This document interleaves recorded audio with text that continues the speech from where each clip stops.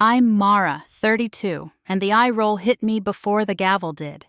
My mother, Lila, rolled so wide it could have circled the seal. I was the nuisance in her martyr's script. Then Judge Keene looked up, pen hovering, his gaze stalling on my face. Recognition crashed through him. "Wait," he said, setting the pen down. "These allegations are against you?" "Not me, them." I kept my spine straight, hands flat on counsel table. Beside me, Daniel Cho's notes were stacked like obedient cities. Across the aisle, my parents whispered to their lawyer, Victor Ames, who specialized in stories whenever facts refused to cooperate. "You want to know how we got here?" "Fine. 3 months earlier, my grandfather died. Justice Arthur Vail, 40 years on our Supreme Court. He raised me while Lila and Brent chased shinier things. The funeral swallowed a city block, robes and cameras, a cathedral of people who owed him their careers." I gave the eulogy. My parents arrived late, left early, never met my eyes. Classic Rowan theater. After the wake came the reading. I expected cufflinks, maybe his watch. Instead, the house, the portfolio, the insurance, $3 million, and a sealed letter in his very tidy hand. "My dearest Mara," it began, "you earned this, not by blood, though you are mine, but by showing up, by loving me and your grandmother when others would not. Validation hit. Sunlight after rain." Then the lawyer slid over a thick second envelope, bank statements proving he'd sent Lila monthly support since I was an infant, over $800,000, along with Brent's begging letters for doomed ventures. He anticipated a fight, the attorney said. 30 days later, they sued. Victor's opening was lacquered grief. Lila, the dutiful daughter, edged out, me, the schemer who closed ranks. "Justice Vail was vulnerable after his wife died," he purred. "Vulnerable men write vulnerable wills." Daniel rose with one page. Not grief pattern. Calendars, wires, missed calls, 8 visits in 10 years. Payments, Lila never refused. "Plaintiffs, call your first witness," Judge Keene said. Lila took the stand in a black dress that begged sympathy. "He was my hero," she whispered. "When I had Mara at 18, he offered to help for a little while.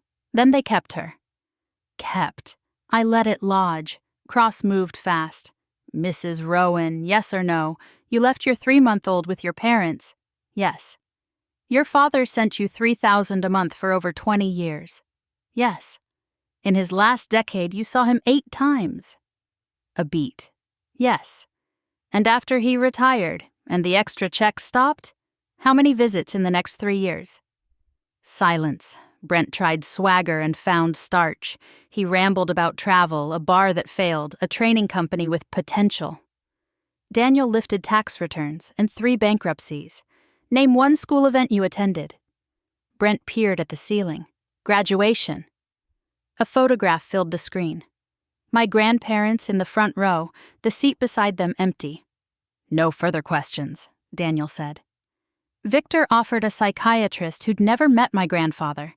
Hypotheticals wilted under cross. Then came ours, a retired colleague, 2 friends, and Margaret Reyes, his estate lawyer. Each told the same truth. Arthur was sharp, deliberate, and explicit about leaving everything to me. Judge Keene nodded. "Defense, call your witness."